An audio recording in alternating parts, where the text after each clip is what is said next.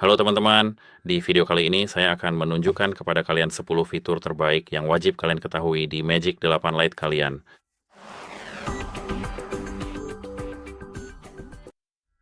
Jadi sebenarnya hal pertama ini cukup umum, tapi menurut saya ini adalah fitur yang tidak semua orang tahu dan gunakan.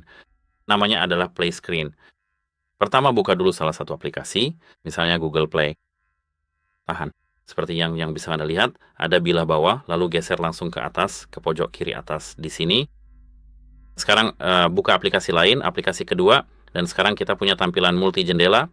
Dan seperti yang saya lihat, kita bisa membagi layar untuk dua aplikasi menggunakan fitur ini. Seperti yang bisa Anda lihat, ada titik-titiknya. Kita bisa menggesernya jika ingin, misalnya, membuat Google Play lebih kecil dan zoom lebih lebar, dan ukurannya jadi lebih besar, dan sama halnya jika kita menggeser ke atas dan ke bawah.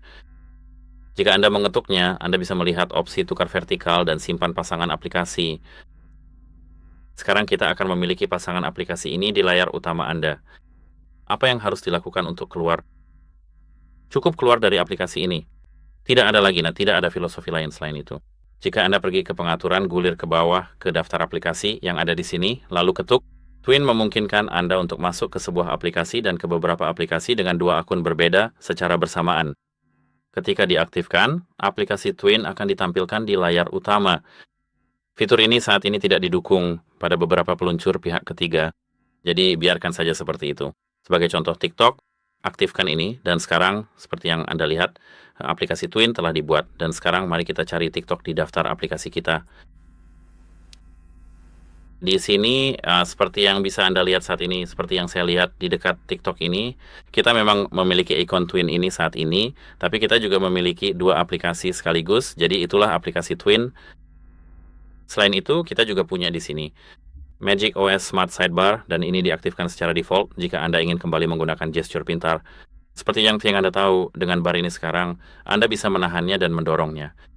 Seperti yang Anda lihat ya, sekarang Anda memiliki bilah sisi pintar seperti yang Anda lihat di sini. Mereka, seperti yang saya lihat, memiliki layanan luar angkasa favorit. Kita bisa menghubungi Angry, dan di sini kita punya hal-hal favorit. Tunggu sebentar, saya perlu mempertimbangkan semuanya yang ada di sini sekarang. Di sini kita punya tempat favorit kita. Jika kita masuk kembali, kita bisa menemukan email, catatan, galeri, file, dan kalkulator. Dan jika kita masuk ke bagian lainnya, kita bisa menemukan lebih banyak aplikasi. Yang sebenarnya adalah setiap aplikasi yang bisa diaktifkan di perangkat kita. Selain itu, seperti yang Anda lihat di sini, tidak seperti di iPhone. Kita memiliki sistem multi-control, jadi selain bilah bawah ini, kita bisa menggantinya ke tombol klasik yang berbeda, yang sudah bersama kita sejak kita kecil. Untuk melakukannya, pertama-tama kita perlu masuk ke navigasi sistem yang ada di sini. Saya rasa, ya, ini ada sistem lain dan pembaruan navigasi sistem. 3 tombol. Dan di sini, selain itu, kita punya 3 tombol ini. Kita bisa mengubah kombinasi mereka di sini. Mereka punya fitur itu. Ini adalah bug. Ini sebenarnya di aplikasi. Ini adalah tampilan semua aplikasi di sini. Sama, tapi kombinasi yang berbeda di sini tetap sama dengan tombol ini di sini. Dan seperti yang bisa Anda lihat, fungsinya adalah membuka control center, dan di sini juga sama. Saya lebih suka gesture, dan di sini, seperti yang saya lihat, mereka punya Google Assistant dengan menggeser dan 2 kali untuk konfirmasi. Geser di bagian bawah untuk beralih aplikasi dan menampilkan bilah navigasi. Jika Anda ingin mempelajari gestur-gestur ini saat pertama kali beralih, Anda perlu mengetuk mulai tutorial, seperti yang bisa Anda lihat di sini, mereka punya. Geser ke dalam dari tepi kiri untuk kembali. Silakan geser layar dari sisi kanan. Untuk kembali ke halaman sebelumnya, geser ke atas dari bagian bawah layar untuk kembali ke layar utama. Geser dan tahan untuk melihat tugas terbaru. Jadi, itu saja untuk navigasinya. Selain itu, di sini kita memang punya mode satu tangan, kembali. Di sini, kita perlu masuk ke fitur aksesibilitas, dan setelah masuk ke fitur aksesibilitas, Anda perlu mengetuk mode satu tangan di sini, pastikan fitur tersebut diaktifkan. Dan sekarang, geser jari Anda di bagian bawah layar untuk mengaktifkannya. Untuk melakukannya, tahan bilah bawah, tetapi saat berada di dalam aplikasi, tunggu sebentar. Ini salahku, maaf. Dan aplikasi pertama yang muncul mungkin misalnya galeri. Setuju? Mari kita mulai seperti ini. Tunggu sebentar, saya perlu melakukan ini dengan cara yang lebih baik.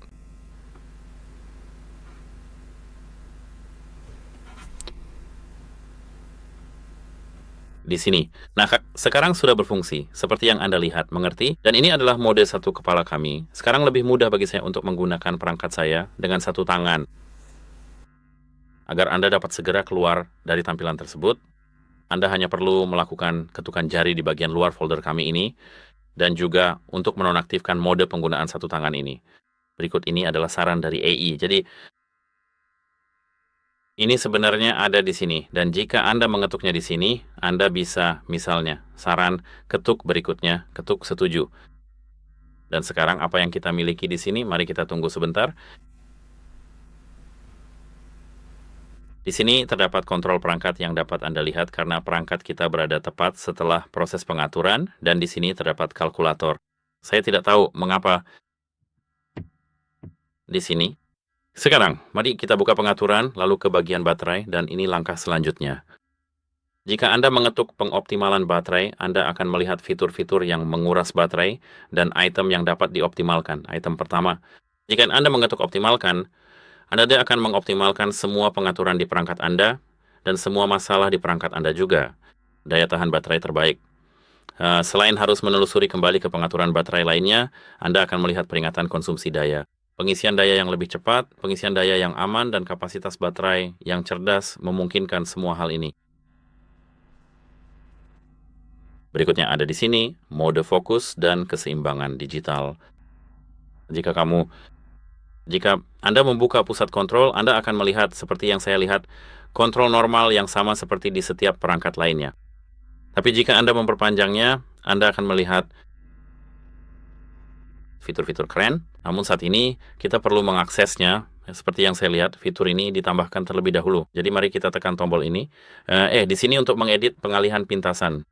Dan sekarang kita perlu mencari barang-barang kita. Jadi di sini kita punya seperti yang saya lihat, waktu terbaik, fokus dan mode fokus. Jadi aktifkan waktu tidur. Dan sekarang di sini kita perlu pada bug lain yang ditambahkan lagi karena saya bisa, seperti yang saya lihat, bug tersebut belum ditambahkan. Jadi sekali lagi, Anda bisa menemukan mode tidur di sini. Dan juga pengaturan untuk mode fokus. Di sini. Mode fokus, jika saya melihat bahwa itu tidak ingin ditambahkan, di mana letaknya?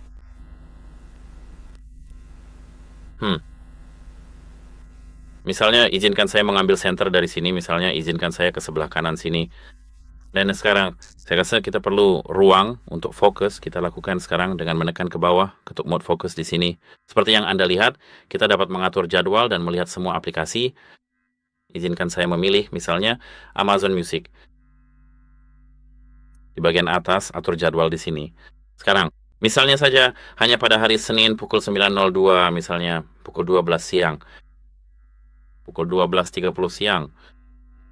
Mengatur.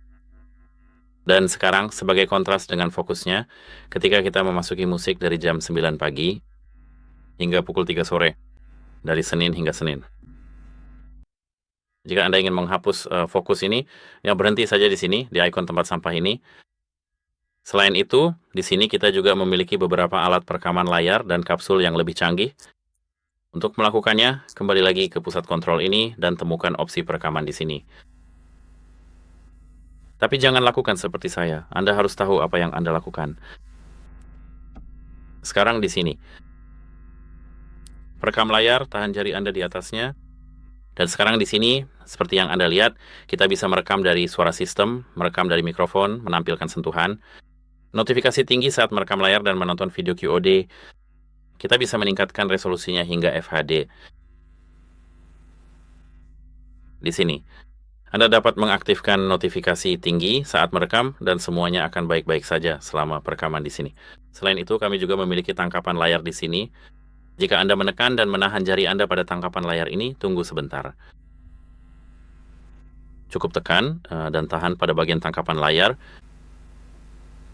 Anda akan segera menemukan di mana letak opsi-opsi terkait tangkapan layar ini. Oh, itu pasti ada di sini, dalam gambar gulir. Jika mau Anda mengetuk gambar gulir, Anda di aplikasi panjang akan bisa mengambil tangkapan layar seluruh halaman. Bukan hanya sesuai ukuran ponsel Anda, ya bisa saja sebesar 2 ponsel Anda misalnya. Dan selain itu, di sini juga ada ruang pribadi, ruang EI, dan selain yang kita punya di sini, ruang pribadi. Jadi, buka pengaturan di sini dan sekarang gulir ke bawah sampai Anda melihat di sini. Pada saat ini, di mana tadi, di bagian keamanan dan privasi, gulir lebih jauh lagi ke bawah ke dashboard privasi di sini. Sekarang ternyata bukan dashboard privasi, seharusnya perlindungan perangkat dan data. Sekarang seperti yang saya lihat, kita punya ruang paralel. Ketuk itu. Ketuk aktifkan dan sekarang verifikasi kata sandi yang Anda miliki di perangkat Anda. Atur kode sandi 6 digit untuk ruang paralel. Anda bisa menggunakan kata sandi logstream sebagai kata sandi. Misalnya, izinkan saya mengetuk ini. Sekarang itu sudah tercipta. Jadi, mari kita tunggu sebentar. Dan sekarang kita berada di ruang paralel di sini. Ini adalah ruang terpisah seperti yang dapat saya lihat dari perangkat tersebut. Dan di sini kita bisa melakukan DevOps misalnya dari ruang kerja kita, dari ruang sekolah kita, atau sekadar mengobrol dengan teman-teman kita. Dan ketika kita berada di depan umum, untuk keluar tekan tombol daya di sini. Oke. Sekarang saya bisa melihat kesamaan di antara kita. Ruang telah dibuka dan ini adalah saatnya untuk membuka ruang tersebut. Buka aplikasi Parallel Space, gambar pengimpor kunci Anda, atau masukkan kode sandi yang telah Anda buat sebelumnya. Dan kamu akan baik-baik saja, kamu akan siap berangkat. Dan itulah semua dari 10 fitur keren yang perlu Anda ketahui. Semoga ini membantu Anda dan sampai jumpa.